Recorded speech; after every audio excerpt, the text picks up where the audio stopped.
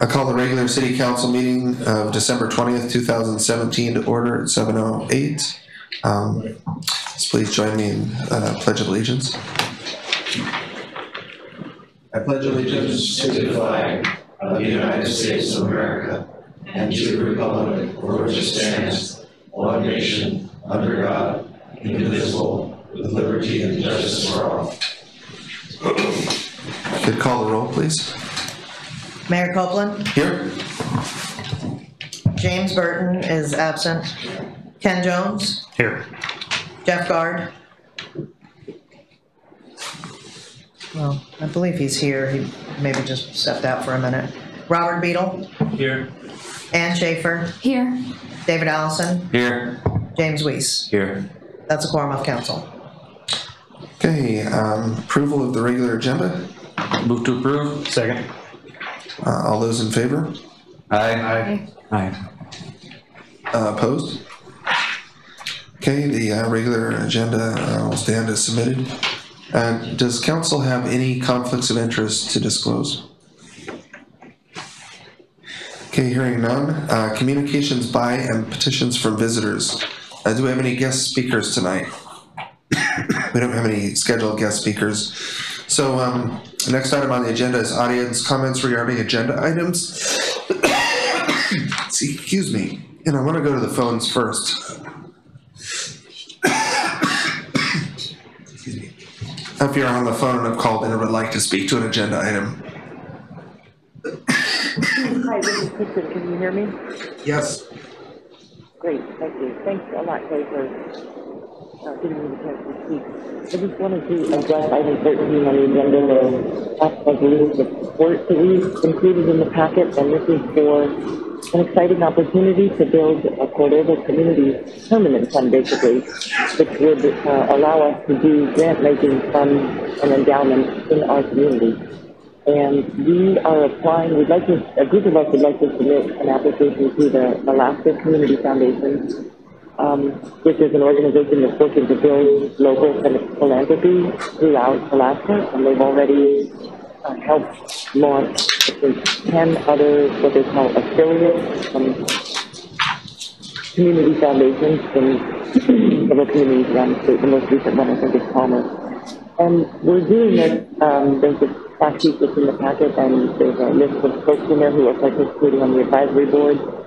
It's not exclusive to those people. If anybody else is interested, we welcome your participation. But I think we've all experienced, I mean, you know that when people need to raise money in town, there are bake sales and car washes and selling pizza and all kinds of things that go on. We've all been asked to participate, and this is a chance to create an endowment that would help us make money work for us instead of us having to hustle for every nickel and dime that we raise for all the causes that everybody cares so much about. And I think what the fact sheet is that I included in the packet, what I'm hoping it shows is that with this program, I mean, we could create our own community foundation if we wanted to and just start fundraising, but the fact that the Rasmussen Foundation is collaborating with the Alaska Community Foundation and matching money that affiliates who are accepted into their program raise is a huge opportunity to double all the money that we raise. And so they're asking people, affiliates, to outline how they would raise money for a grant-making endowment, also raise a little bit of money for an operating endowment to cover some of the costs of this effort. And then if they're accepted into the program, we would have 3 years to raise a amount of money. And for each of those years, the Rasmussen Foundation will also kick in $5,000 a year so that we can begin right away to be making grants to community organizations. The advisory board that participates in this effort is the group that sets local grant-making priorities. So that's how those guidelines would get set up. And the Alaska Community Foundation is the entity that provides what I call the organizational infrastructure. They've got a board, they do all the IRS compliance work, they submit the Form 990, they manage the financial statements, they manage the investment. So it's really great because you don't have to create your own separate nonprofit. So we're asking council for a resolution of support to go with our application. we're also going to be collecting letters from other community nonprofits so that we can demonstrate their support for this endowment building effort. And this is an endowment that would be available to community organizations from all across the spectrum of the community. So youth organizations, sports groups, arts groups, the Cordova Community Medical Center, the city, community nonprofits like the Cordova Family Resource Center, I think Ducks Unlimited, the Prince William Town Science Center, the Copper River Watershed Project. You know, we have a long list of groups that are constantly fundraising in our region. And like I said, it would really be great if we could get an endowment going to help generate asset proceeds that we could use. And I guess I just wanted to close this thing. I know this is a long-term effort. It'll be a while before we, have a substantial endowment, but you have to start somewhere. And I think that we feel like we have the capacity to do this now that the Cordova Center campaign is behind us, and we've shown that we can do something. So I will stay on the line in case you all have questions later on. Thanks very much. Okay, thank you, Kristen. Is there anybody else online who would like to speak to any items on the agenda this evening? Okay, hearing none. If anyone in the audience would like to speak to items on the agenda this evening, please just come and join us at a mic and state your name and residence for the record.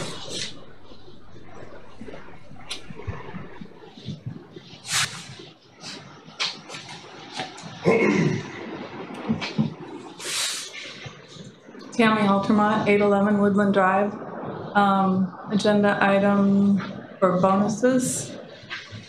I just want to say that right now I don't think that I know there's a time and place for raises and bonuses and changes to contracts, but right now I don't think it's very fiscally responsible, especially when, as being on school board also, we come here and we talk about money and we're cutting the schools, and then at the time that we're raising taxes and cutting, that we're giving raises and bonuses. It just doesn't feel right and it doesn't look good. That's all I have. Thank you.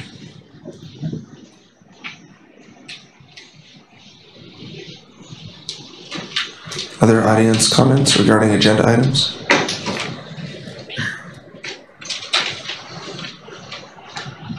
Tom Carpenter, 501 Sunnyside Drive. My comment's similar to the previous one, but mine's more in the form of a question. And by no means do I begrudge anybody a bonus for a job well done. But one of the justifications, at least in this council packet, for the bonuses are for the idea of generating a budget surplus.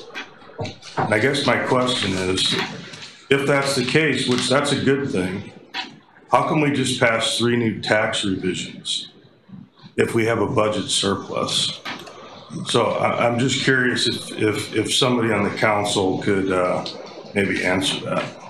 I think I might be able to, I might ask you for a little help, Susan, but so the code requires that if there's, and it's a projected budget surplus, it looks like there's going to be, and when I say budget surplus, it looks like, there's going to be $64,000 left over.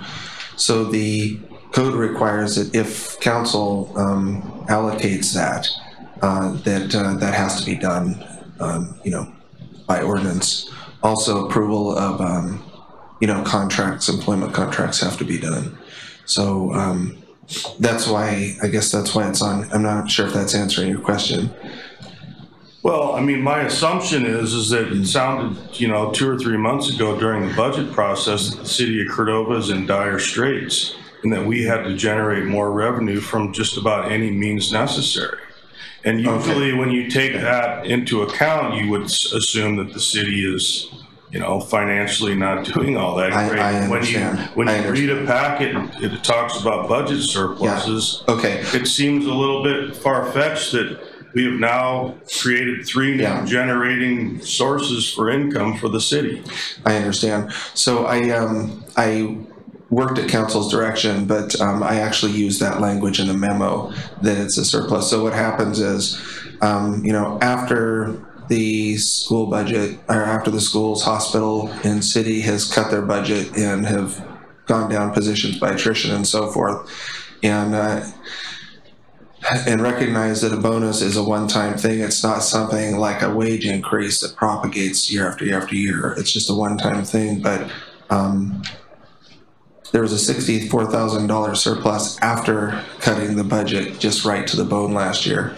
So I was just trying to make the point in the memo that yes, the council is you know, making this provision, but first of all, the money is being budgeted, is being allocated from those funds, because it has to be, that leftover money has to be allocated. But the point is that it's a city staff and employees, and that we're able to generate that budget surplus by managing their budgets very closely. So that's just the try. And that could very well be the case, and I begrudge them nothing. Yeah. My point is that if we are able to do that and have a balanced budget and a surplus budget, was it really necessary to create these three alternate forms of revenue? That is really what the question is. Okay. And I really think that that should be the same. I understand. So, but remember, this year's budget drew down like almost $900,000 out of the permanent fund. It did a whole bunch of things. Those budgets going forward that raised that extra revenue is not tapping the permanent fund. It's not doing some other things. So it's kind of a last year budget versus looking forward, I think. And I'm not trying to argue, I'm just trying to answer your question. Can I, a point of order? This is a comment period. That's a good point. You have valid questions and stuff, Tom. But it's not a. I don't want to disrupt your meeting. Yeah, that's a good point, Councilman Beadle.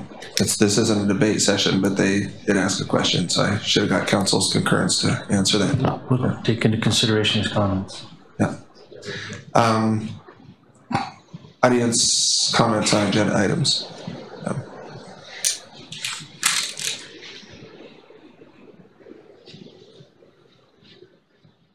Don Scott, 204 Boardwalk, manager of North Star Lumber also.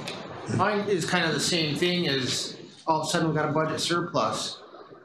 You guys allocated $40,000 for bonuses. Jeff, so he's talking about deferred maintenance.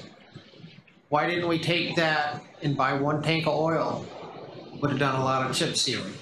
And again, as Tom says, you've raised 3 taxes. Talked to 2 fishermen today. They're not buying nets in town. They're not paying the $450 cap. They're going to Seattle with their nets, getting them made cheaper. We're not going to get the $180. They don't care. They get them sent up here for free. You guys don't know what this tax cap is going to do to the businesses in this town. All you fishermen are great people. It's your business. But you don't understand. I rely on each and every one of you to come to my business and spend money. You fishermen don't have to. You don't need me to make your living. I think you guys need to really reconsider. I know it's a done deal, but we can always appeal it. And that's what we're thinking about on the tax cap.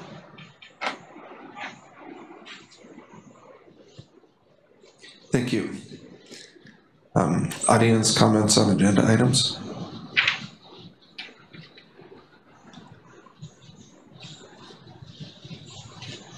I want to allow plenty of time. This is the budget consideration, so.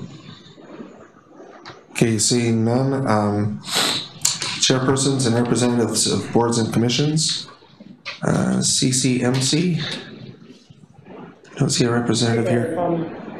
Yeah, this is Kristen again. Oh, hi, Kristen. We haven't met since the last time I spoke to council, so I don't have any major updates. We are meeting the day after tomorrow to approve our 2018 budget. Okay, thank you. School board? Okay, student council representative. Oh, Ms. Carroll. sorry. Sure. So unfortunately, the seniors wouldn't deck the halls. No. The student council would like to give a big thanks to Mayor Copeland for coming in and using your time to judge our hallway. Nobody from the wrestling team made it to state, but it's many first years, so they had a good season. Robotics made it to state, which is amazing because they went against 4A and actual Alaska Tech schools.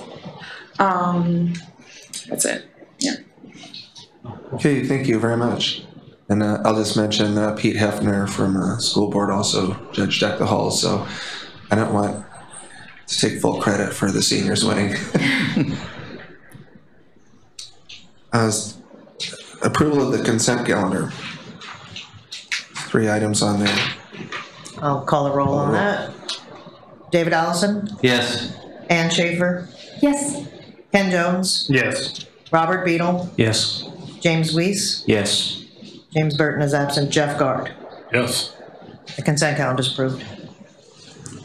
Okay, approval of the minutes. There are 2 sets of minutes there from December 6th, public hearing and regular meeting. Mr. Mayor, I move to approve the minutes of 12/6/17 council public hearing and 12/6/17 council regular meeting. Second. Have a motion and a second. Any additions, deletions, or corrections? Hearing none, all those in favor? Aye. Aye. Aye. Opposed? Okay, we have no bids to consider this evening. Reports of officers. Have my written report submitted on page 15. And again, I just really impressed by the showing at Board of Fish from Cordova organizations and fishermen. I feel it had a lot to do with the decisions of the board. And basically, I think overall no net change in regulations, which is a good thing, other than the addition of a Saturday subsistence opener for this coming season. I did want to mention a couple of things. I had a chance actually working through CEC to stop by the city shop in the morning, and I hadn't been into the city shop in about 10 years, and I was amazed at how organized and not only the shop itself and all the equipment, and had a chance to see the used oil boiler there and how they've modified that to heat the whole building with it and make it manageable with the oil that comes in. But I was just astounded. Cordova Electric had sold that building, I think, to the city, or traded it to them for the shop CEC has years ago, and it was just night and day. And not only the building itself, but the equipment that the obvious level of state of maintenance in there. So, and they did mention that they would welcome if council has time to just duck in there. It was kind of an eye-opener in a good way today for myself, and I really appreciate the improvements that have gone into that. It's obviously something that hasn't just happened over 2 or 3 years, but a pretty sustained effort. So I think that's all I had to add, unless there's any questions. Councilman Beadle. That was great. I read the gosh, what do you call it? The grid modernization, or Oh yeah, the grid modernization. what's is there a timeline we might get to see something on that, or what? Thank you, Councilman Beadle. We did CEC issued a press release a day or 2 ago, and I'll copy that to council. So, and I think from the CEC board, David Little attended, and I think he's getting an article in the paper. So we'll try to make that more available. We've also had some requests that when they're in town, they can. High school principal mentioned it might be good to have them come in and speak at an assembly or something, but it's a great opportunity, and the net result hopefully will be some substantial fuel savings for the community. So, okay, no other questions. Clerk's report? I don't have anything specific to report. Sorry, I skipped over the manager's report. Oh. Any questions for the clerk since I'm on there? Okay, and Kathy Sherman, thank you for stepping in as the acting city manager this evening. Do you have anything to add to the manager's report?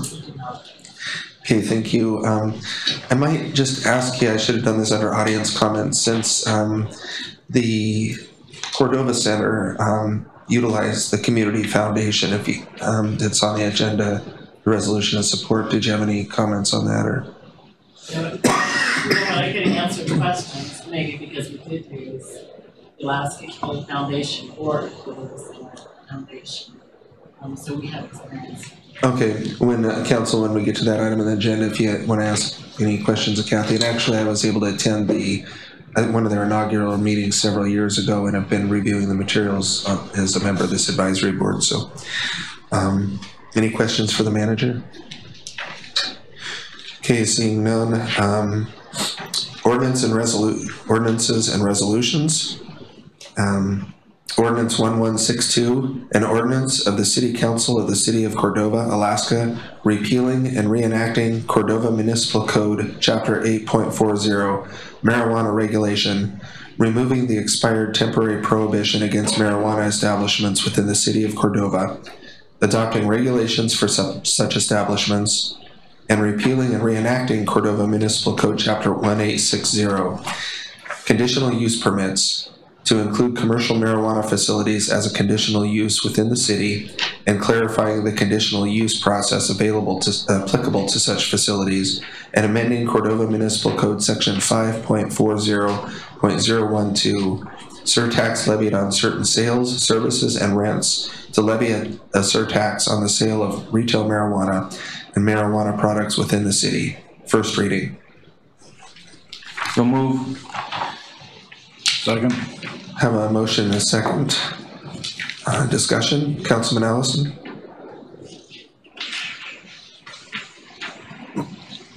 Well, we just got through discussing this in some detail. I'll hold my comments until we get into serious debate, but in general, I support the ordinance as written.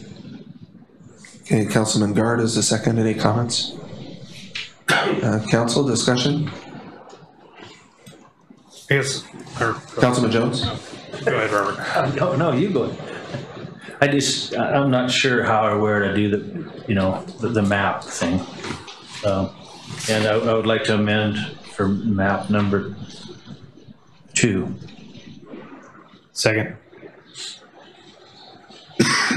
Okay, so there's an amendment to change the preferred or the state buffer zones with 1,000 feet from the schools.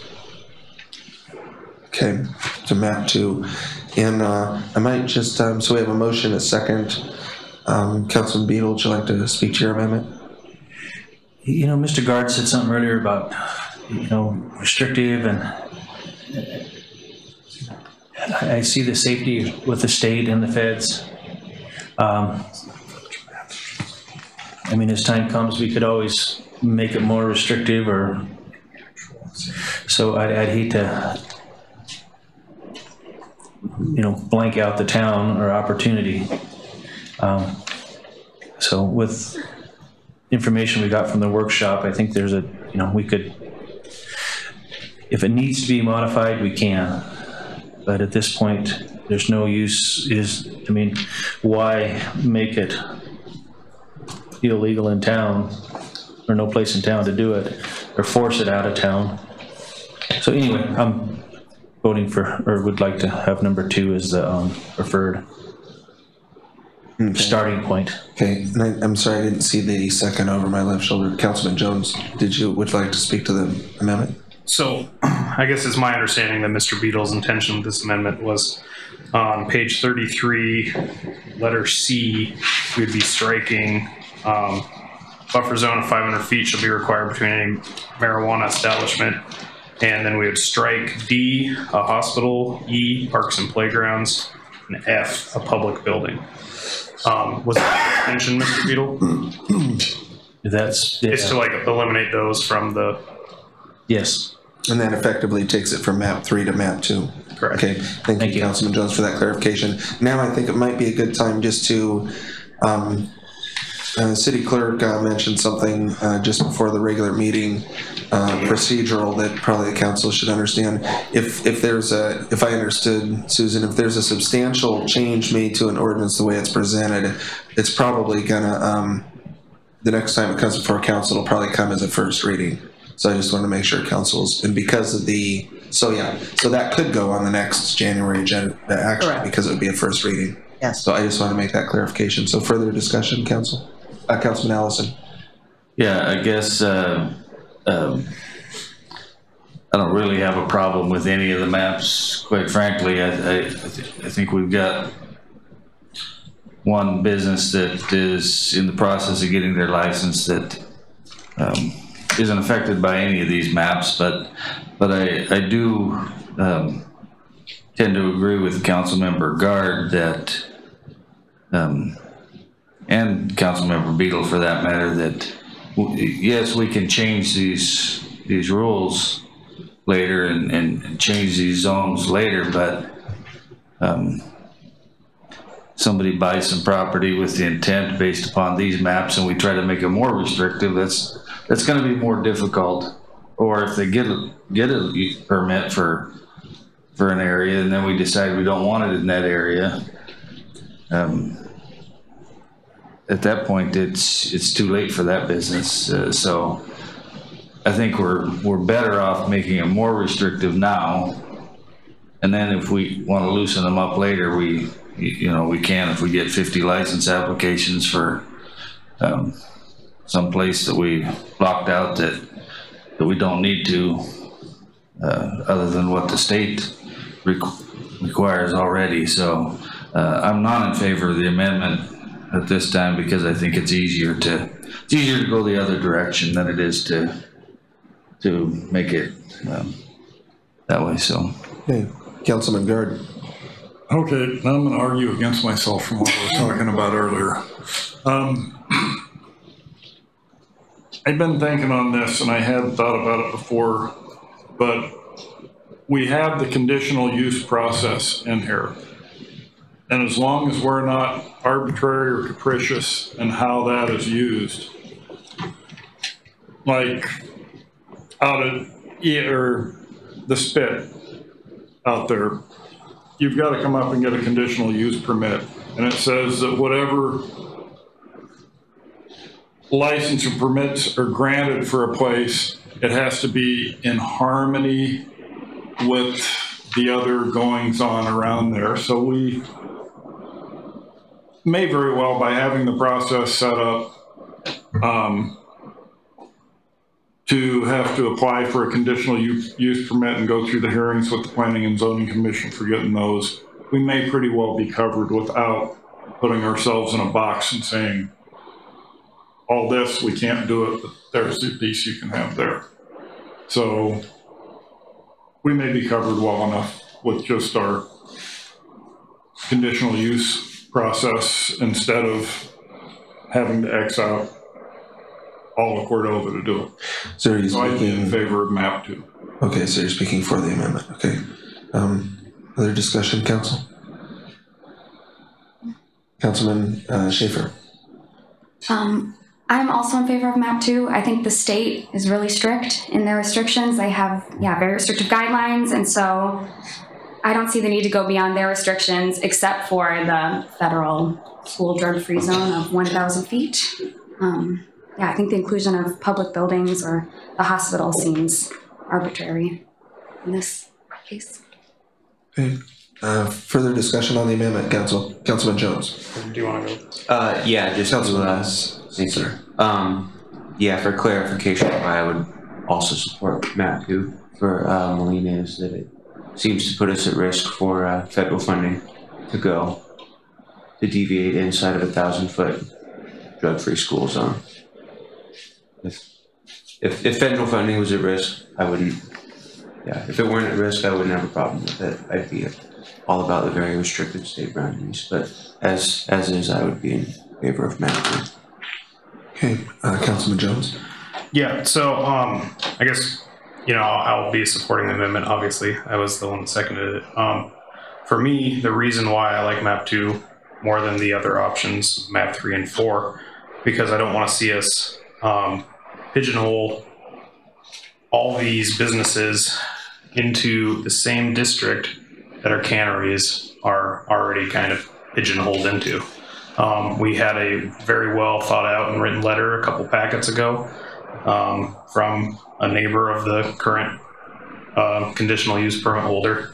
They were concerned with accessibility by their cannery crews and other issues related with conducting their business. And I just feel like map 2 provides more opportunity for these businesses to maybe spread out away from those types of issues. I also can't remember if it was Mr. Beadle or Mr. Guard that mentioned, you know, if we push these too far out of town, you're gonna have more people driving to them. That could cause some inebriated driving issues. That is an enforcement issue. And so I just, with those concerns, and also I just don't want to see us put more regulations on businesses that are gonna, in my opinion, reduce the black market sale of illegal drugs in our town. You know, I don't want to see them pigeonholed out of existence. So, thank you. Councilman Schaefer. I don't know if there'd necessarily be an issue with inebriated driving because you can't consume on the premises, can you? For these places? No. So it's, I mean, it's just, you can't go to the liquor store and crack your beer and then drive home. It's the same at these places. You buy it and then you presumably go to a private residence. Okay. So it sounds like there's a majority of council in favor. So unless is there any further discussion? Councilman Guard. I have one question. With the options that were given to us on the maps, and that obviously the change of the map would change some verbiage in the ordinance, and I don't know whether that would be substantial. If it was, and this couldn't be heard for a first reading until the first meeting in January, then with the 15-day advertising requirement would put us to the 1st of February? Correct. First meeting in February then? Yes. Okay. Yes. Yeah. Okay. Good clarification. Clear on that. Okay. Any? Yes, I just have one question. So with the rule regarding substantial change to an ordinance requiring it to go back to a first reading, we're just getting rid of language. So I guess I'm not sure if that would constitute a substantial change or not. I think you want me to legal opinion maybe. Feel that. I think it's a matter of public notice. In the maps, there's a lot of people affected on a lot of lots by each of these different maps, and it gives the public a chance to respond to changing to, you know, basically cutting the area in half. Or so I think that's the reason it's substantial. It's not so much just the language, but is that your thought process? I would agree. Err on the side of who might be harmed. Yeah. And it could be a lot of people either way. Mm-hmm. Changes that were made. So yeah, that's good. That's a good question. Yeah. Further questions, comments? Okay, so on the amendment to strike under 18.60.080C items D hospital, E parks and playgrounds, F public building, and with that clarification or explanation there. So effectively changing from map 3 to 2. All those in favor? Aye. Aye. Opposed? Aye. Okay, motion carries. So the main motion now? So main motion is amended? Would it, I mean, if we're gonna do we just did a major change, so we're still gonna have to vote on it? Or is that just kind of a moot point now? Well, you voted on that amendment, so now the main motion, you now vote on the main motion just as procedure. Yeah. I think his point is it's going to have to be brought back for a first reading. Yeah.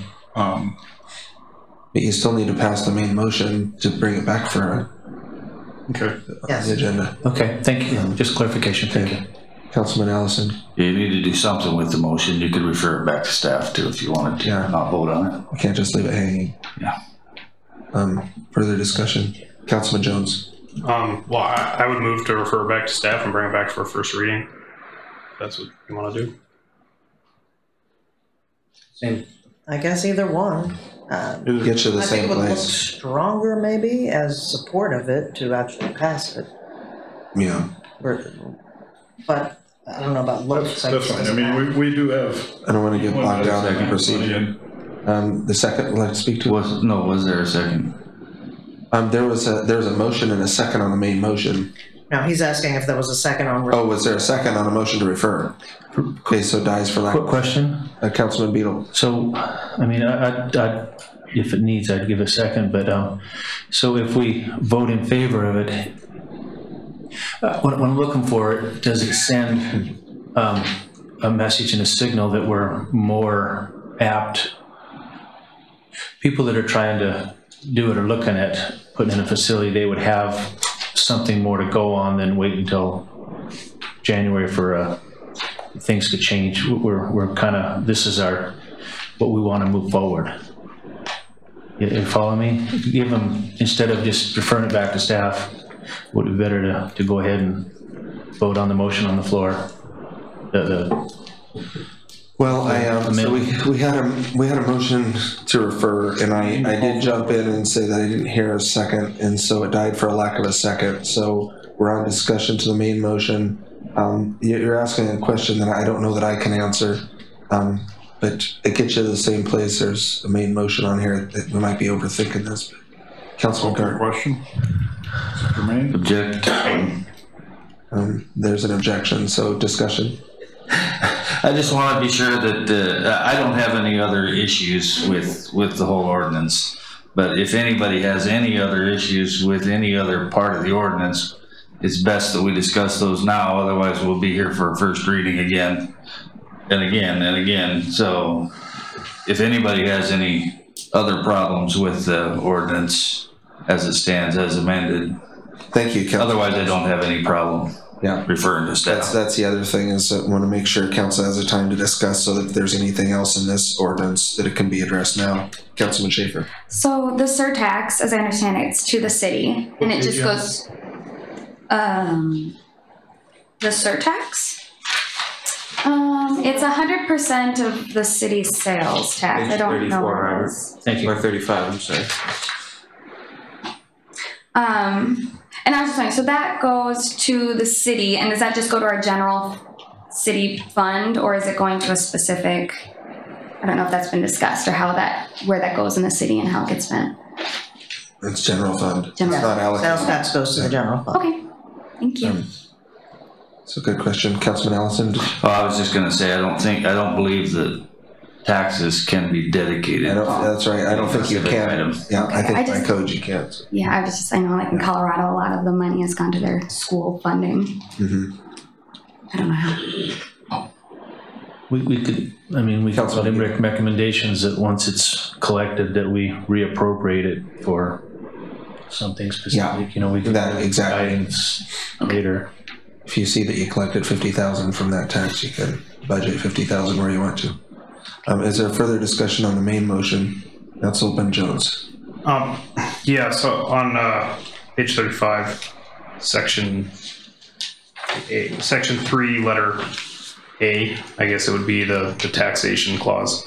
I guess I just am a little cloudy still on, surtax equal to 100% of the tax levied under section 5 so that's the sales tax, but wouldn't it be, I guess, more proper to just say a surtax of 6% on all marijuana sales? I guess that's just a question I asked. So that's a good question, Councilman Jones. So this tax is in addition to sales tax. So, and this is the way it works with accommodations and motor vehicles taxes. So if the sales tax is 6%, there'll be, all these items are taxed on the sales tax, but they're also taxed that additional amount. So if council raises the sales tax, for instance, to 6.5%, all these taxes go up to 6.5%. So that's what this says. It just tracks. If you lower the city sales tax to 5%, these all drop to the 5% in addition to the city sales tax. Okay. Councilman Beadle. On the public accommodations and service, isn't it like a 12%? I thought it was a different rate. That's how you get there. It's 6% sales tax plus 6%. Okay. In addition to that, and that's exactly how you. So what they're saying is,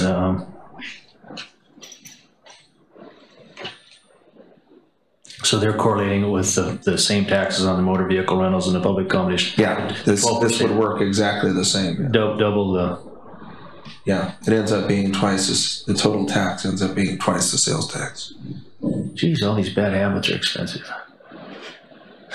If visiting Cordova is a bad habit. Councilman Gard. Councilman Schaefer brought up a good point. And I know that we can't legally encumber any future councils on actions we do or any actions we do can be undone by a future council as far as finances go. But I don't think it would really be a bad thing to look at dedicating our surcharge to our schools. That's something council can take up during the budget process. So that's not something you can amend this, that we can amend this ordinance to do, but. You know, there'll be something to be brought up, because, I mean, there's gonna be costs, you know, to the city and stuff, so amending, you know, just saying the surtax is dedicated to this, then the other costs and stuff. So, I mean, it would be a good discussion or topic, I think, at some other, yeah. It's gonna take a while to get. I think per code, that's, okay, Councilman Jones. I just have a question for staff. I'm not sure if you would know off the top of your head, but what what is the surtax for cigarettes and alcohol? Is it the same, the 100%? There is There's none. not one. Okay. That's one of the taxes Contemplated it. council considered during the budget process over this last year. And I think that got dropped earlier on before you got onto council, Councilman Jones. Okay. That was one of the many revenue streams council looked at, so. Any other discussion to the main motion, council? If you wanna make an amendment, do it now. Oh, I thought maybe he was gonna add alcohol and tobacco to this. No. That would be a major change. Okay. It can happen. Okay, hearing none, all those in favor? Aye. Opposed? Okay, motion carries. Council, I was remiss in my mayor's report. Is there any objection to me reverting to mayor's report for a moment? Okay.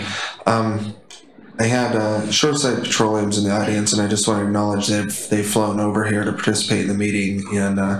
And even though they didn't make comments in public testimony, it's a pretty big investment on their part. So I just wanted to mention that the city manager and I met with telephonically with Shoreside Petroleum's owner and management staff, and they expressed some really deep concerns with the with several items, essentially the administrative fee tax and the sales tax cap and the motor fuels tax. All three impact their business, so I just want to mention the city manager and I met with them and heard those concerns, and I wanted to pass that on to council.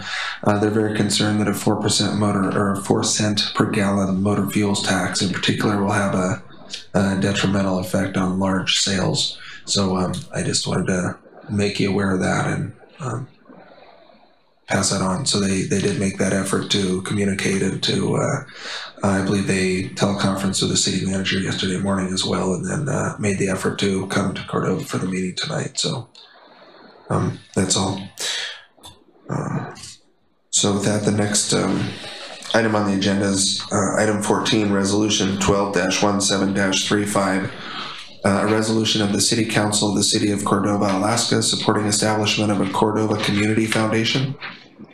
Mr. Mayor? Councilman Beadle. So moved. Second.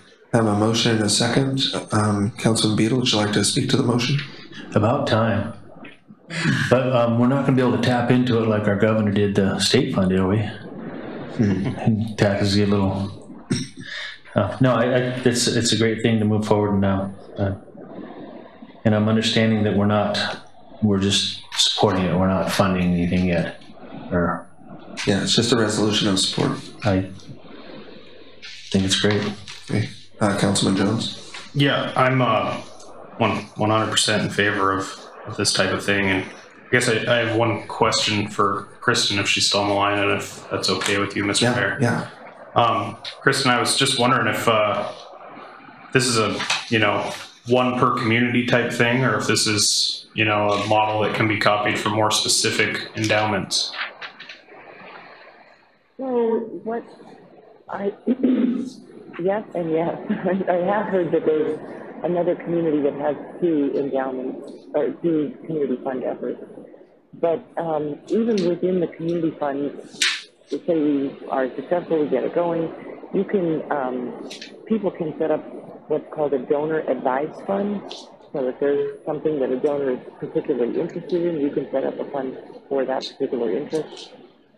I'm not sure if that exactly answers your question, but I think there are ways to account for different interests within this one endowment. Mm-hmm. Yeah, thank you. I'll come and pick your brain sometime on it. Yeah. Great. Good question. And Kathy Sherman also, as we mentioned earlier, has had experience with this fund and process. If council has any questions. Okay.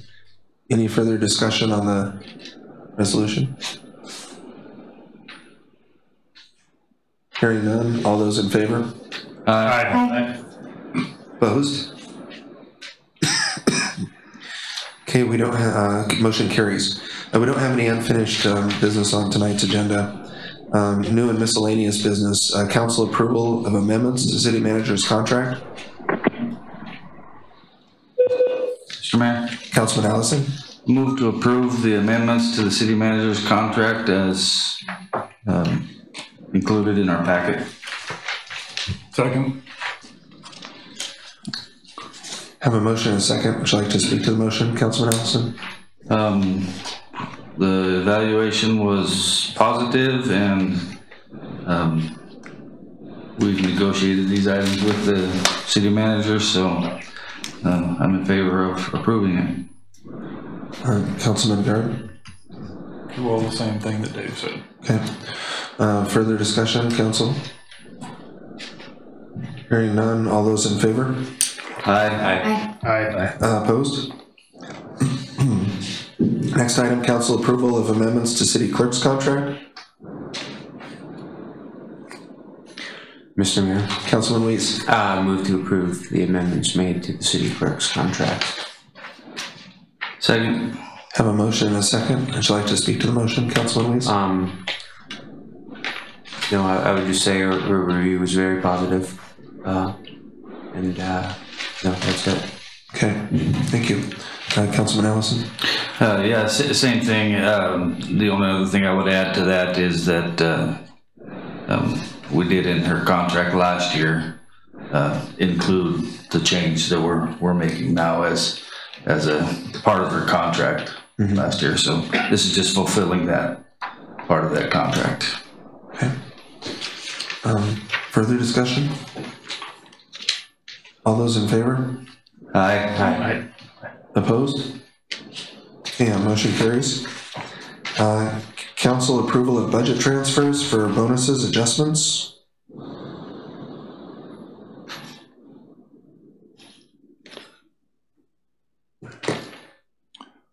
Make a motion. Okay, you have a motion. I'll second. Motion and a second.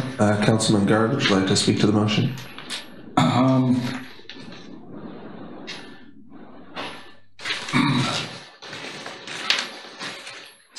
It is kind of a tough thing to do because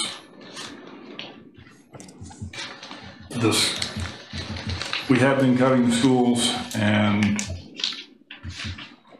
it looks a little odd here to be cutting the schools as much as we have with splashing a small amount of money around elsewhere.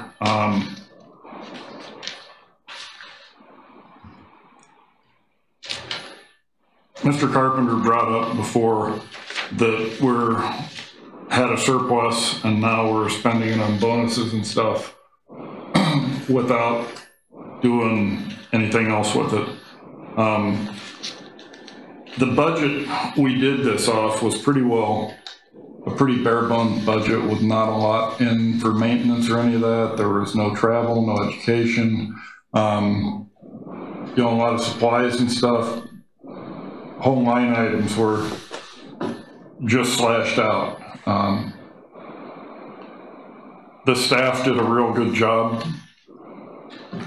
keeping us below this budget that we had, so we had this surplus, but it doesn't really mean that the city was sitting fat and happy and that we don't need other funding sources. We're in a deferred maintenance period that if we don't do something about it, it's gonna come down crashing around our ears. You know, the $250,000 conveyor belt at the trash compactors.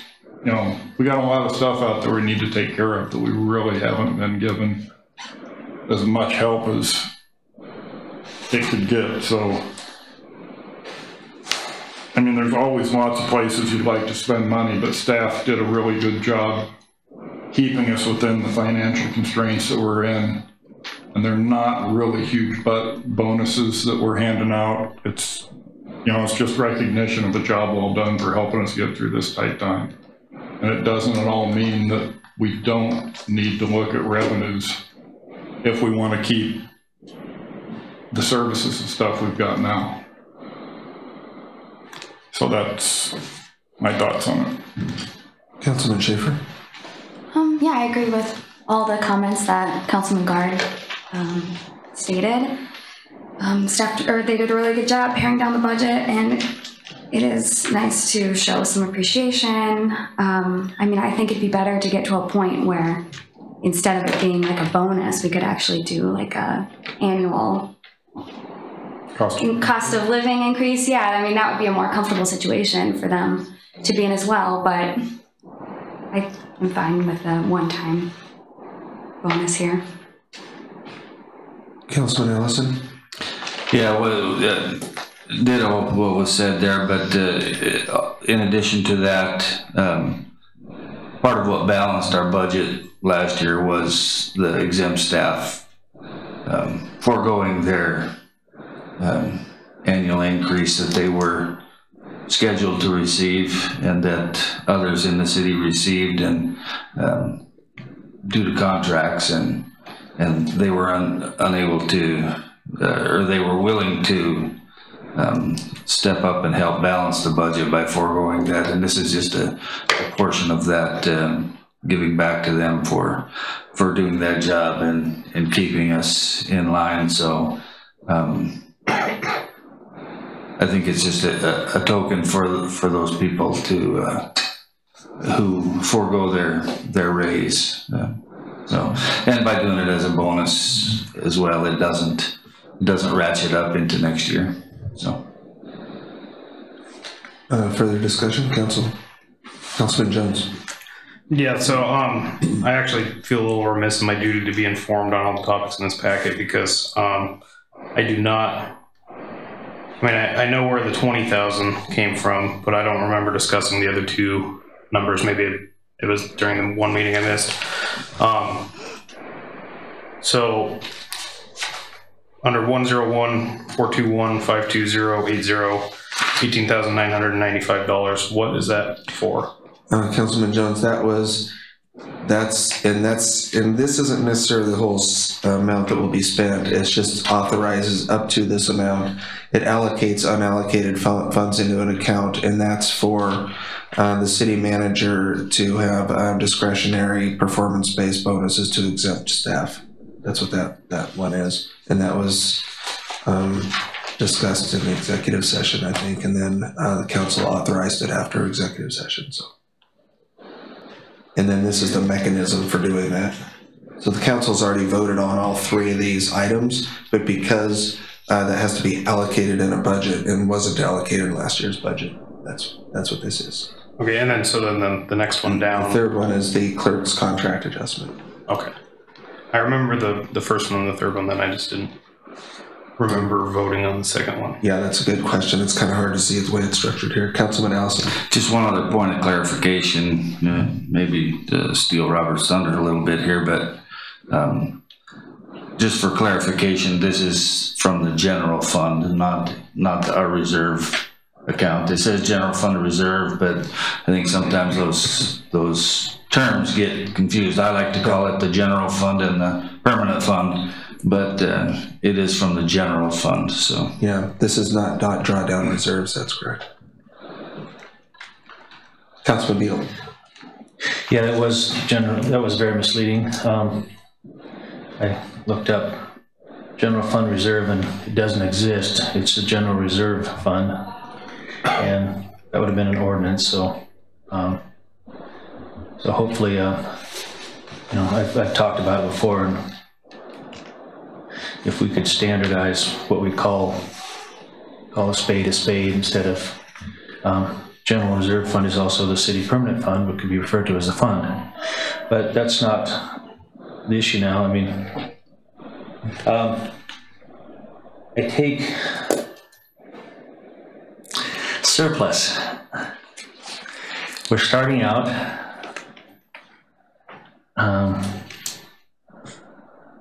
and since I've sat on council, I always wondered where this magic money come from. There was asks all year long. So surplus, I don't think that exists. It's another one of them words in there that if we had surplus, we'd have not only our budget, we'd have an additional 6 months of operating general fund. So I don't think there is a budget surplus. And part of making this this budget balance out is, it's pretty demanded not to cut positions. We raised taxes. I'm trying to say that, look, we could have cut a position, we didn't.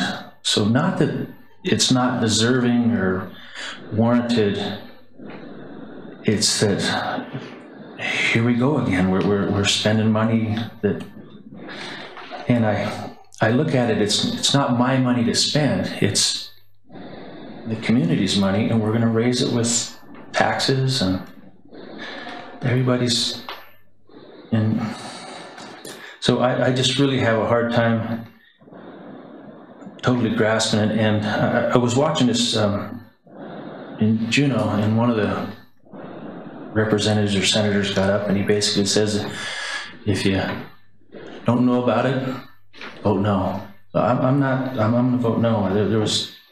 I don't fully understand how we can have a surplus and give bonuses and raise taxes, and it don't balance out to me.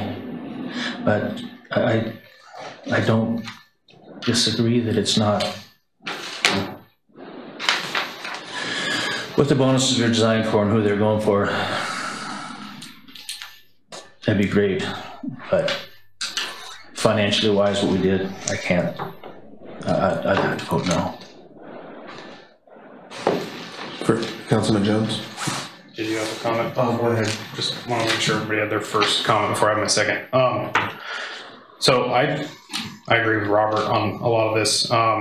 The first amount and the second amount, or the third amount, Mr. Gardy said in an earlier comment today that we can't tie the hands of future administrations and future councils, and honestly, with both of those, I felt as a new council member that my hands were a little tied by the previously, developed contracts that were already in place. We didn't really have a choice on Allen's. You can see in the packet here is, that we're stripping the $15,000 for moving and relocation expenses, and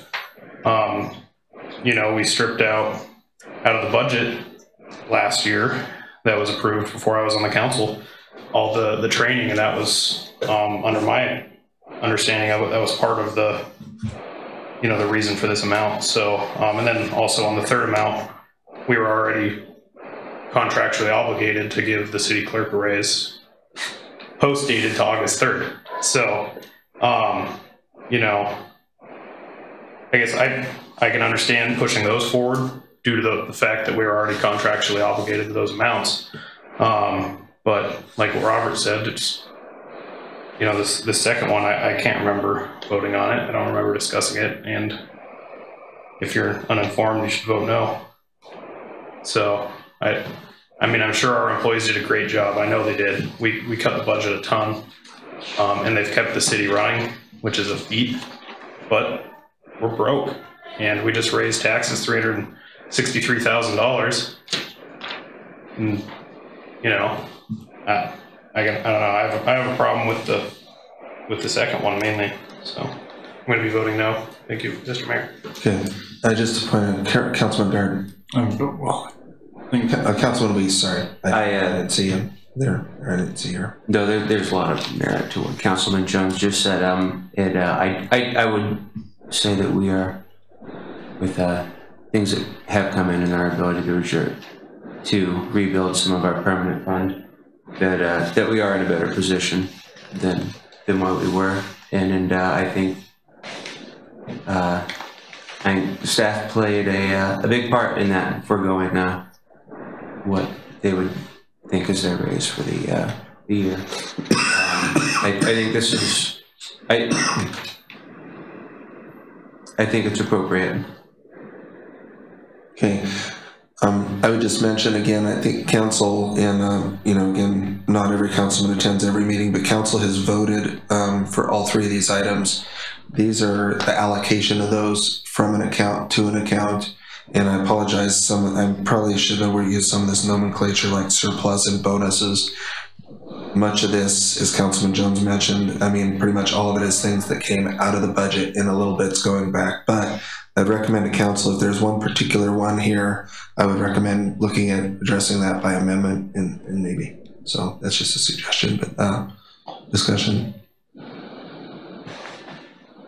Councilman Garden. I don't want to go out and just throw money around and do that. We all know where we are dollars wise. But exempt staff for some fairly key positions in the city. And if a major portion of the folks contractually get a raise every year, cost of living allowance, that through the union negotiations, it's hard to tell this sector of people that they're not as good as this sector of people when they may have been some of the key folks that helped us hold the line on the budget and figure out ways to not go over and have to dip into the permanent fund. The amounts of dollars we're talking about for these exempt positions are not big dollars. We just have that many positions that we're looking at here. And if we don't do some kind of acknowledgement to folks, we're going to lose them. And then you've got the whole process of having to recruit for somebody else, pay moving expenses to get them here, relocation fees to get folks here. And then we've got all the time to get them up and running to figure out how we work, how our system here works and how they can help along. I think we're being penny wise and pound foolish not to show these folks some recognition and say, job well done for helping us to get through the weeds last year. Okay, so Councilman Schaefer. I agree with Jeff, or Councilman Guard, excuse me. It's going to cost a lot more in the long run if our staff don't feel valued and acknowledged, and they don't feel like they're being recognized for all the hard work that they're doing. So it costs a lot more in the long run to have to retrain, move people here, and I'm not a business owner, I'm just an employee where I work, and it is nice to, feel acknowledged, and even if it's just a little bit, it goes a long way. I think council have spoken either for or against on the motion. Councilman Beadle. Just, I think we sent a clear message of appreciation. There was no cuts. We raised taxes. Everybody in this community, it's not a for-profit company. It's not my fishing operation or somebody's widget company. We didn't cut any positions. In fact, we went out and raised the community's taxes, our taxes, to make sure that their positions were funded. Appreciation, we're all paying. We're all gonna pay. We've heard from business owners here that where it's gonna hurt their business. Where's our appreciation for those people that came here to work hard to to give us their service and stuff. I'm not disagreeing that these might not be warranted and stuff, but in our situation right now, it just might not be a real good time. We just heard Mayor update a report where we've got a major business in town that's going to be greatly affected. You know, would have been better instead of bonuses. What if we only voted 3 cents a gallon? What if we, you know, took a little step back there? So I'm trying to look at the whole picture. We have jobs for our employees. Yeah. Okay. Further discussion? Seeing Councilman Jones. Well, I don't want to go too far into beating a dead horse here, but I just, want to point out that the sum of these amounts is more than ordinance for the compensatory discount, and it's going to cost the local businesses money, and then we just turn around and spend it immediately. I mean, I wasn't for any of the taxes. I think you all know that. You've already heard my 2 cents on all those, but I feel like some of the verbiage in this memo, I don't know. I don't think that we're in a position to be giving out bonuses. Last year, I had a bad sand season. I couldn't afford to give my guys bonuses, so I took a gun out of my personal collection and gave them each a gun so they could go shoot some deer so they could actually eat all winter. It was a bad season. City had a bad season. I totally understand wanting to make people feel like they're appreciated and important and valued. Unfortunately, the taxes we passed made the business owners and the fishermen feel like our business here in town isn't as valued as it once was. I could talk on this all night, so I'll just... Okay, thank you. I do want to make a clarification though. This is out of the 2017 fiscal budget. It has nothing to do with the taxes that were put in place for 2018, 19, and 20, and they're one-time things, so they don't impact the forward budget. So I want to make sure that was clear. Clarification on that. So this is not, we're not talking about 2018 budget here. No. Wow. This is a residual from the expected residual from 2017. And because it's a residual, it's not within an existing budget. So, Councilman Beadle. We were promised countless times, I don't know how many times Mr. Bader and Mr. Hallquist sat over there and asked about what's our balance sheet. We owe Dawson money. We kept getting the thing, let's wait till we get our audit finished. We have stairs back here that need to be funded and done. We need to know where we're at on this building. And we're told that when we find out what our end of the fiscal year is, that we could either fund those steps and, but now we're giving out bonuses. Well, this is what council's voted to do. So if there's no further discussion. Can I just clarify that? Yes. Council hasn't voted on this yet. Okay, they have not voted on this item in front of them. No, these individual items have been. Well, they were negotiated, they were discussed in executive sessions, then you were. Okay, I was directed to bring these, thank you. Yeah, that's right. I was directed to bring these to council in this form, so. Yeah, we don't take action. Yeah, right. Exactly, that's correct. Thank you for the clarification. Okay. Further discussion? Okay. All those in favor? Aye. Aye. Opposed? Aye. Aye. Okay, so. Wait a minute. So it was 3-3? Yes. Well, that so fails. Motion fails. Okay.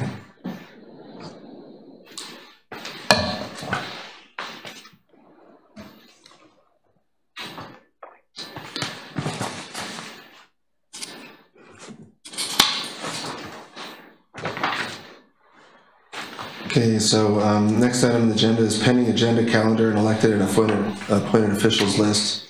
And I guess in the pending agenda, Councilman Gardner. Can I ask for one question for clarification on where we are after what happened? We passed the contractual changes to the contracts. Okay, Those are passed. The only thing,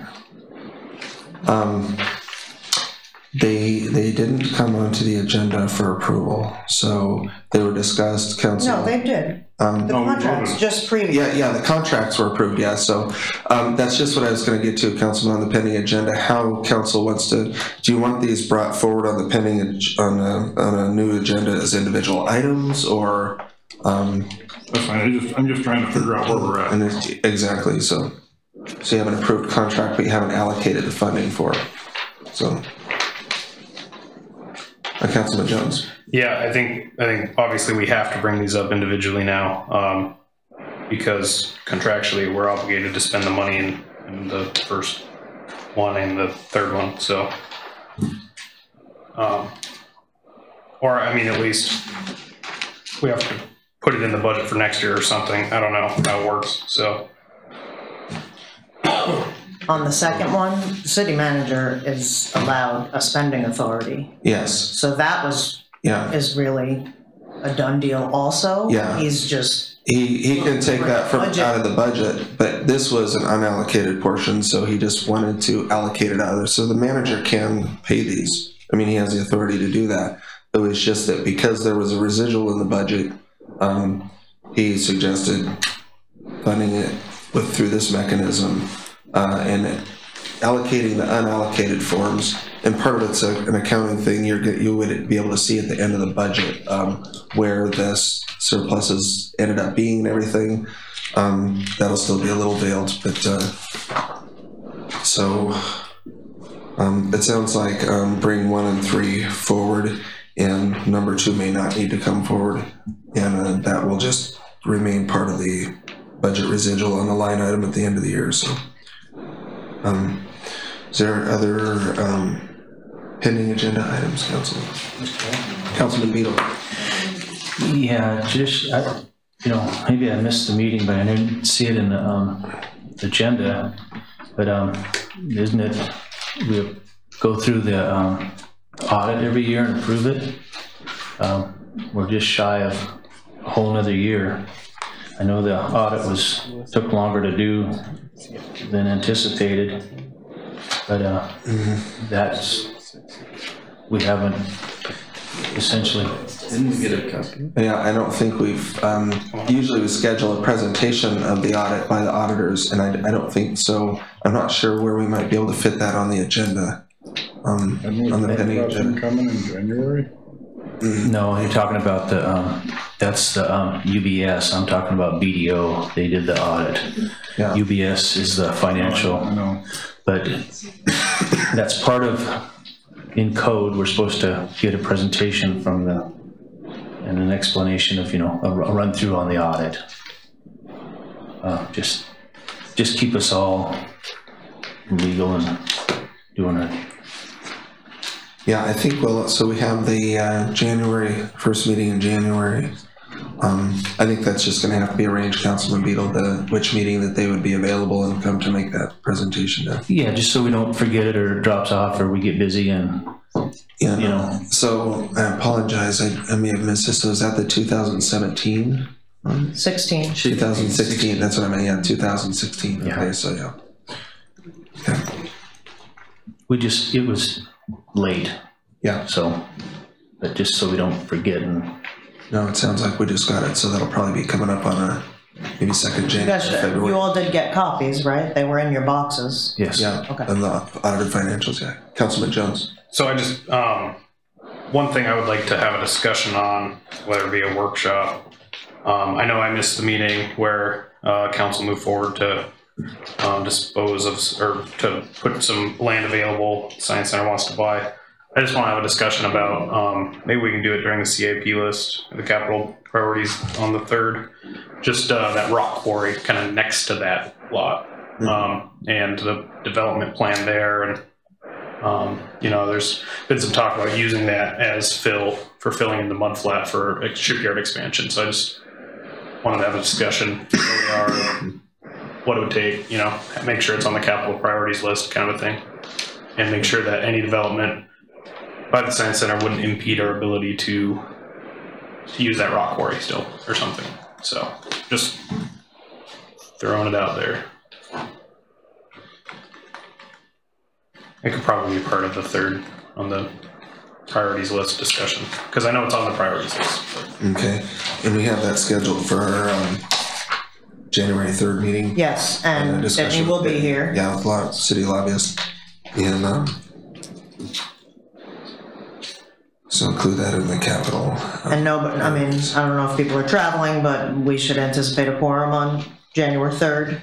Yeah. Yes, because, you know, Brittany's gonna have to fly in, so I wanted to make sure it was Excuse me. I just have a question. She was just responding that she would be available. Okay. Okay.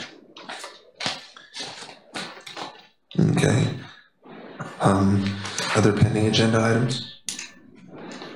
So what, can we just get with Alan to get the auditors here? Is that what you wanna do, or? What do we normally do? I mean, don't they come and give us a presentation and go through it, and we get to ask questions and? Yeah, the manager would normally plan for that, I would guess, or announce that as he hands out let's do that. audits. Okay. Okay. So we'll get that scheduled.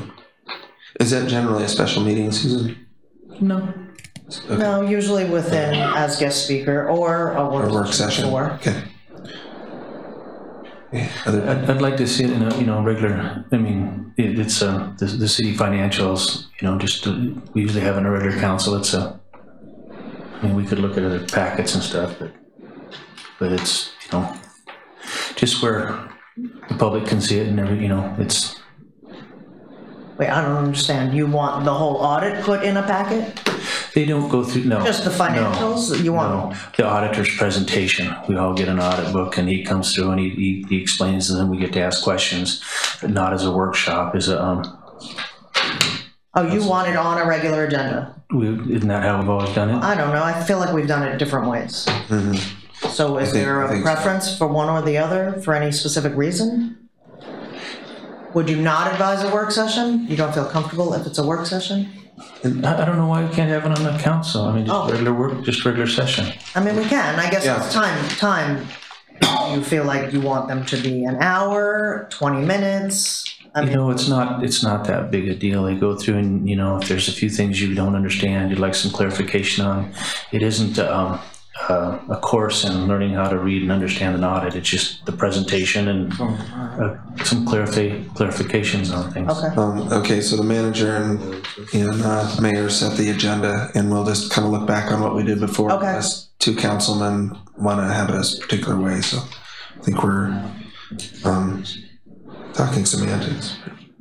So, Councilman Jones. Yeah, a couple other things is, for you, Mr. Mayor. Yes. I guess I just want to keep beating the horse. Maybe an update from DC and harbor funding. Maybe an update on Coast Guard. Maybe check back in with them, be it squeaky wheel, something like that. Also, in the past, it's been discussed about dredging by CAM2s to provide opportunity for new processors along that development park. Maybe that's capital priorities list discussion. I don't know. Stuff like that. Okay. Maybe in the future, it have to be a few months from now, but discussion about the shipyard plan moving forward with connexes and tarps. Maybe we have to make it to where it has to be an actual structure. I don't, need to have a discussion about that. Zoning, building requirements down there. Okay. So if Alan isn't here for the 3rd, if council has any plans for CIP list items like Mr. Jones is bringing up right now, he might get ahead of that and send an email or something to Kathy so she has the right staff here and the right answers to questions for that CIP discussion. So in case we're adding anything to it. I'll include those 2 reports in my. I will say that the harbor funding was really dealt with the infrastructure, and I just got an update today actually on federal. So council doesn't mind, I'll just revert to Mayor's report for 5 seconds, or for a couple minutes. The infrastructure package, there's been some noise in Congress that they're gonna kind of looking at revisiting healthcare, but it looks like the administration is saying they're kind of done with that. That was actually addressed in the tax package. And so it looks like after the first of the year, Congress may actually start working on an infrastructure package again. So it'd be very timely for us to, and I have been in contact with Senator Murkowski's office on those two infrastructure requests and priorities. But a good time to maybe get a fresh letter out. The Coast Guard has been a little frustrating. Senator Murkowski's staff has been, their military liaison's been reaching out. I did get another letter to him and have dusted that off 2 or 3 times, and I just have not heard back. And about every 2 weeks I contact and try to get some feedback. And what I do know for sure is they have not selected a location for the fast class vessels. They're still very much under consideration. They just haven't, I mean, Cordova is under consideration. They just have not responded to my request to, now that council's finished your strategic plan and whatnot, and some changes, and PN&D coming over here at their own cost and seeing maybe some opportunities. They haven't responded to our request to take another look. So I'll just keep pushing, or keep pressing so I can get some direct feedback. So Councilman Jones. I mean, it might not be our place to even do it, but would it help our chances if we were to, you know, spend a little money and develop some drawings? I mean, just some contemporary drawings of locations around town. Might put a visual in their head about what could be. I mean, I don't know, anything we can do to get them here. I want to explore every option. Actually, PN&D offered to prepare some drawings, and so that would be an approach. Since I haven't heard back, just go ahead and put together a little informational packet and push it their way. So yeah. And I can get with the manager on that. Thank you. And so I think, Susan, what you might have been alluding to, the shipyard fill items and stuff, those might be things for capital considerations for discussion with council for sure. So put that on that list. You mentioned the rock quarry, but I don't know that that's on our list, is it? Well, no, it isn't now. So that, I think that's what, if I understood Councilman Jones, he'd like to have that discussed as one of the potential items on the list. I think it was just always kind of, it wasn't on the list, it was just discussed as where we'd get the rock to make the fill happen, kind of a deal. So your worry was whether or not I'm just worried about our ability to do that. Exactly. If we put I mean, I'm all for the Science Center building down there, but I just don't want to see us not be able to develop the rock quarry 10 years from now when we get funding to do that, or, you know, because they have a building there and we can't blast around a building, or, you know, something like that. So Mr. Mayor, Councilman Beatles. There was also not where the Eternal Flame is, that rock quarry, but just literally across the street from the shipyard. And the discussion there was that with developing acreage on the west side of the road, would be developing acreage on the east side of the road also, so that if the Science Center do their project, the other side there, it would actually be cheaper. You'd be hauling fill just literally across the road, you know, regularly. Yeah, I'm glad you're thinking about it. And yeah, I think there was a whole packet and proposal several years ago about looking at that and the volumes and stuff. So yeah, and then also just the discussion about building requirements for a shipyard building. Obviously, 2 connexes stacked on top of each other didn't work. Maybe one. I'm just caution. They might have been in code. They might have been fine, but with the weather event, you know, short of building a bomb shelter, it would have been fine. If we'd had other structure there, it might not have been. So we should talk with some other people and find out, you know, if it was built to our code, you know, do we need to look at different codes for that area? But, you know, I'm assuming that he built it to what he had to. I'm not gonna. It's a permanent structure, so I don't know that it falls under. Well, that's not our purview right now. Yeah, it's something that we should. Assumptions there. Yeah. Because I think they went through a permit process and stuff, so it might be something to refer to planning and zoning. Yeah, it just might be something that we need to bring up. I didn't mean anytime soon, but 6 months from now, a year from now, we're gonna have to have a discussion about what happened. That's a pretty catastrophic thing that happened in our community. Yeah, so. I just want to be careful about making assumptions on the record because there may be insurance claims and stuff involved and don't want to jeopardize the individual, so. Councilman Guard. I did have one question moving backwards on this. We talked about having the auditors come, and we've got new auditors, and I don't know, a lot of the times contracts with auditors don't include travel, and I don't know contractually where we're at with dollars. I don't know if getting them down here is going to cost us an appreciable chunk of money to do that, whether it'd be easier to do telephonically and I agree with Robert that we have a fiduciary responsibility to understand and know what came out in the audit. But I just want to make sure we know what we're doing. Yeah. I don't know. And I don't know offhand either. We can check the contract and maybe when we contact him to set up a date, see if that's an option. And BDO's, it's a good idea. They've got a major office in Anchorage. We're not bringing them in from New York or the West Coast or nothing. They've been our auditors for a while too. They're not new. Okay. The hospital, I think, got some new ones here this year. That may have been what I was misunderstanding. Yeah, so we can still get that information just so council. Anything else for pending agenda? Okay. Hearing none. Audience participation.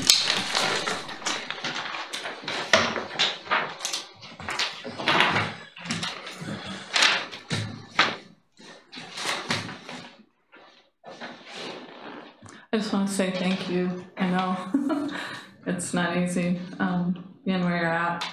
I just want to speak to, I want to talk about the raising of taxes. And I feel that I should have been here probably speaking up before, but so many meetings, you go to so many. And but the last time we had a tax cap raise was from 150 to 180.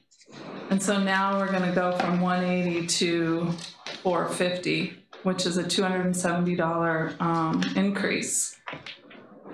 So as a business, it's going to affect us in two ways. That's a chunk of money that maybe I'm not going to buy a load of gravel. I'm not going to do something.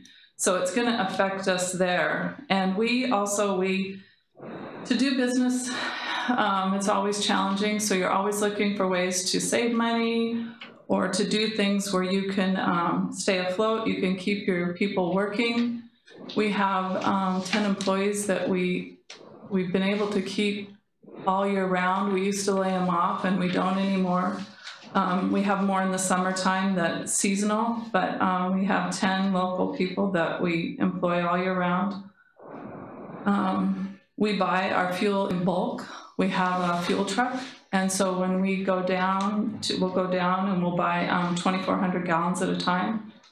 So the 4 cents will affect us per gallon, and that will have to go, it'll be all of our vehicles. So we will have to pass that on to our customers. On top of that, since we buy in bulk, we hit the 180 tax cap. So now we're going to be at the 450. So that equates to 11 cents a gallon for us for diesel before we have any markups, before it goes into our equipment. That's just to go get it. And so now we're going to have to, again, that's going to be something else that's going to have to be passed on to our customer that's already going to be paying more for taxes, more in different ways, and it's hard. It's a hard thing. It's I don't know. I agree that there's ways to do things, but it just kind of hits. I don't know if that was something thought about too. It's just all our equipments take fuel. All our equipment takes fuel and it costs more, and it's just gonna pass it on to the customer. And so I was actually getting a letter ready to send out to, especially to this time of the year, to our snow removal customers, that we're gonna have to raise rates. That's gonna affect us. You know, how much do we raise that people will or won't use your services anymore because they can't afford to? So, thank you. Okay, thank you.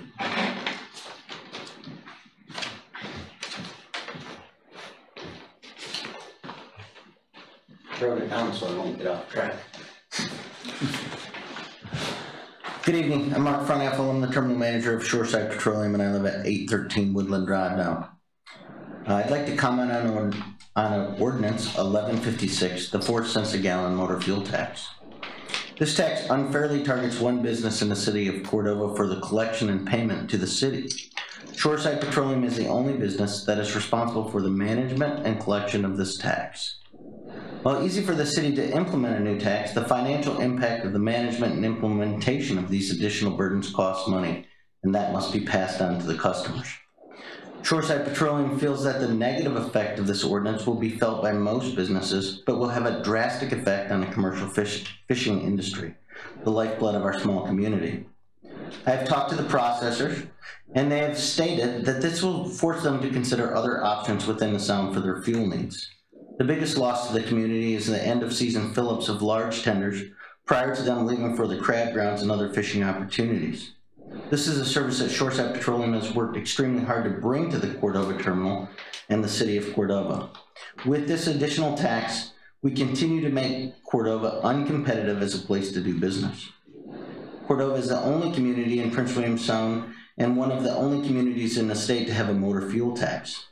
Cordova is already the 6th most expensive community in the state to live. Additional taxes like this will help us move up the list, but that's not certainly a good list to lead. On a gallon of diesel fuel, the city of Cordova collects almost half of all taxes. Currently, 22.9 cents a gallon, soon to be 26.9 cents a gallon. Total tax on a gallon of diesel fuel will be 60 cents just in taxes. The state is considering a state motor fuel tax to make up its budget shortfall also. This would be in addition to the city motor fuel tax, further making Cordova an undesirable place to do business. One of the largest issues with this tax is there's no end in sight. This tax isn't to pay a bond, fix our roads, improve our community. It's just an additional revenue stream into the city's coffers. This was touted by council as a way to make up a budget shortfall.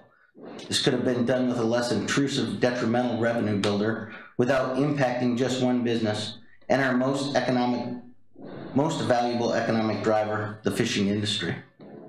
Based on the information from tonight's council package and meeting, I find several things concerning. First, there's a budget surplus, so why the need for additional taxes and increase in tax cap?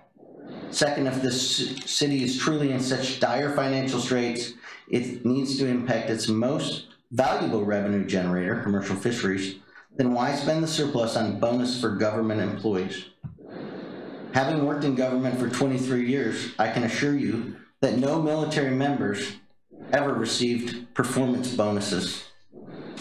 Again, thanks for your time. Thanks for listening. I know the council has spent many hours on this. As we research this ordinance as passed in its final form, we're realizing that it was done hastily and prior to fully understand actual incoming revenues.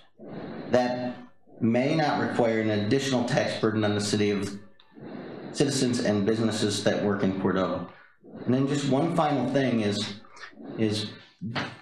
at 4 cents a gallon, the bonuses that were approved tonight, we have to make up an additional 1 million gallons of fuel delivered. You have to tax 1 million gallons. That's not easy to do. I mean, those numbers aren't easy to come up with. And when we run big tenders and industry to other portions of the sound, it becomes impossible to make that budget shortfall up. So, thanks. Thank you.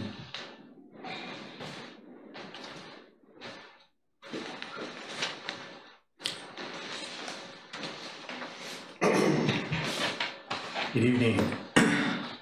Doug Lechner. I'm 13101 Bainbridge Road, Anchorage, Alaska. Good evening, Mayor Copeland and council members. I'm also too the Vice President of Marketing for Shoreside Petroleum. The topic I wanted to touch on tonight, and I think Mayor Copeland preluded to that, why we're here, is the adoption of the City of Cordova Fuel Excise Tax, ordinance number 1156, for 4 cents per gallon.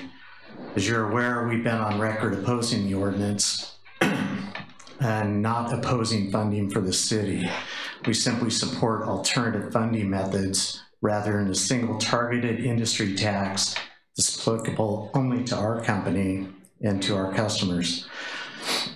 We also feel it's punitive to us and our non-exempted fuel customer base.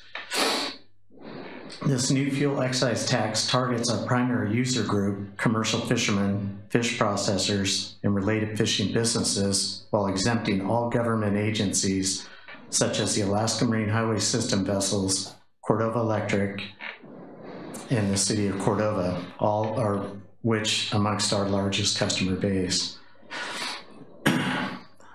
Remembering that the fishing industry is the heart and soul of Cordova's economic vitality, we have met with some of the commercial fishing businesses that we deal with about this new tax, and the results were basically they will be bearing the biggest burden of this 4 cents per gallon tax. I think this might have went unnoticed by the city when they implemented this tax for the ability of all these companies to steer their larger company operated vessels to other locations such as Valdez, Whittier, Seward, Kodiak, and other ports that have little or no tax and maybe lower prices. This could result in a substantial revenue loss, not only for Shoreside Petroleum, but the City of Cordova. One of the processors we did have a meeting with, and he said to state their name, Trident Seafoods, stated that if this tax is implemented, which it will be, January 1, they will not fuel any of their large vessels in Cordova at the end of the season, as Mark pointed out earlier. And this has been customary ever since they established their presence here in Cordova from day one. We worked hard to get that business with them. So with the outcome of the customer meetings, we have no choice but to begin a repeal of this ordinance or face losing large sales of our fuel to our customers, which in turn will also have an impact to the City of Cordova's revenues as well. I guess to sum this up, as earlier stated in your discussions about sin taxes that were brought up, just remember, fuel is a basic necessity. Marlboros and Jim Beams are not. We appreciate it. We'd like to work with you further if there's other solutions to doing this other than repealing, which we know that this time it doesn't sound like it, but we're definitely would like to have further discussion if we can on this topic. Thank you for your time tonight. Yes, thank you. Appreciate you taking your time to travel to Cordova and meet with the manager yesterday and speak to council tonight. So sure. Thank you, Doug. Thank you, Clay.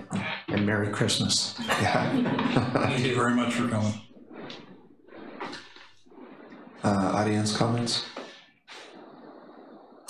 Audience participation?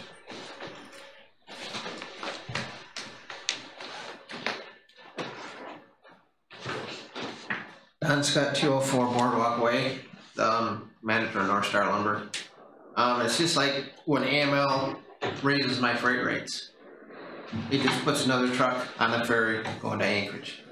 That's what the tax cap has done to my business. People will not spend the money here. For $450, you can take your truck and go to Anchorage. That's what you've done. I've had 2 people buy stuff already before the end of the year to beat the tax cap. Because after the tax cap starts on January 1st, they won't buy it here. Thank you. Excuse me. Thank you. Audience participation.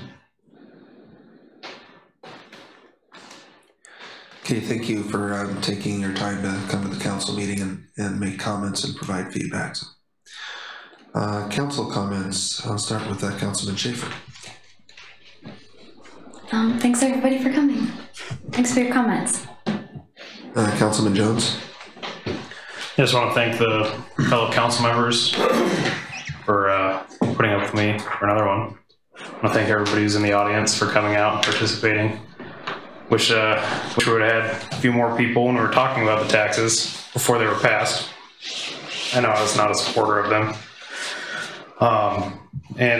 You know, I just really echo some of our audience participation.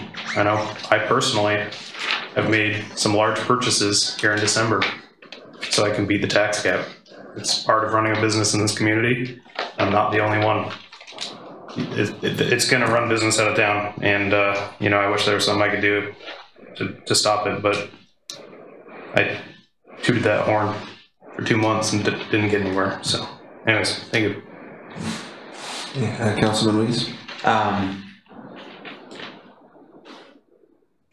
Thank you, Shoreside, for coming in and showing up, and everybody else that took the chance to speak tonight.